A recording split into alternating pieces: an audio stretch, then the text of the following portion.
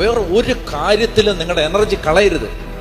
ആവശ്യമില്ലാത്ത കാര്യങ്ങൾ ചുറ്റും ഇഷ്ടം പോലെ കാണും, അതിന് പുറകെ പോയി സമയം കളയരുത്. മനസ്സിലായോ? പിണറായി സർക്കാർ എന്താ മാറാത്തത്? നിനക്കെന്നെ മാറിയിട്ട് മോദി എന്ന് മാറും, ട്രംപ് മാറുമോ? മോദി മാറിയാലും പിണറായി മാറിയാലും ട്രംപ് മാറിയാലും നീ മാറിയില്ലെങ്കിൽ ഒരു ഗുണവുമില്ല.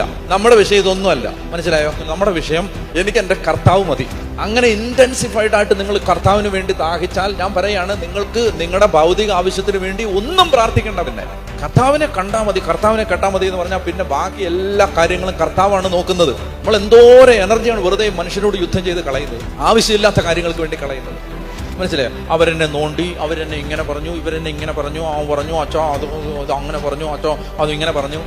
നല്ല ചൂരൽ വെട്ടി അടിക്കണ്ടേ? എടാ, അതിന് സമയം കളയാത്, അതിനുവേണ്ടി നിന്റെ എനർജി കളയാത്. ആ സമയം നീ ഏറ്റവും വിലപ്പെട്ടതിന് വേണ്ടി സമയം ചെലവഴിക്കും. നിന്റെ ആത്മാവിൽ നീ പ്രാർത്ഥിക്കുന്നതേ, അവൻ എന്നാ പറഞ്ഞാൽ എനിക്കെന്റെ യേശുവിനെ കണ്ടാ മനസ്സിലായോ? എനിക്കെന്റെ യേശുവിനെ കണ്ടാ മതി. എനിക്ക് വേറെ അതിനെ ചുറ്റും നടക്കുന്ന ലോകത്ത് അവർ എന്നെ നോക്കി ചിരിച്ചില്ല, അങ്ങോട്ട് പോയപ്പോൾ എന്നെ മൈൻഡ് ചെയ്തില്ല, എൻ്റെ മെസ്സേജിന് മറുപടി അയച്ചില്ല. നമ്മൾ എന്തിനാണ് വെറുതെ ഈ എനർജി ആവശ്യമില്ലാത്തതിനെ കളയുന്നത്? ഞാൻ ചോദിക്കട്ടെ, മനുഷ്യർ നിങ്ങളെക്കുറിച്ച് നല്ലത് പറഞ്ഞു, അതുകൊണ്ട് നിങ്ങൾക്ക് എന്ത് കിട്ടി? ഒന്നും കിട്ടിയില്ല. മനുഷ്യർ നിങ്ങളെക്കുറിച്ച് ദോഷം പറഞ്ഞു, അതുകൊണ്ട് നിങ്ങൾക്ക് എന്ത് കിട്ടി? ഒന്നും കിട്ടിയില്ല. മനസ്സിലായി? ഇതുകൊണ്ട് നമുക്കൊന്നും കിട്ടാൻ പോണില്ല, ഇതുകൊണ്ട് നിങ്ങൾക്ക് ഒന്നും കിട്ടാൻ പോണില്ല.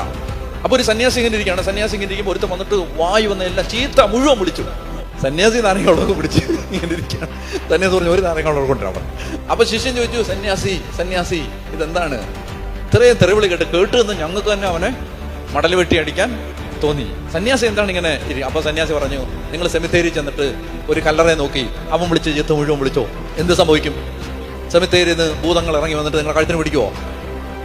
എടാ, ചത്തവനെ ഇത് വല്ലതും ബാധിക്കുവോ? ചത്തവനെ ബാധിക്കുവോ? ഇല്ല. മനസ്സിലായോ? അങ്ങ് ചത്തോണം, ലോകത്തിന് ചത്തോണം, എന്നിട്ട് ദൈവത്തിന് വേണ്ടി ദാഹിച്ചോണം.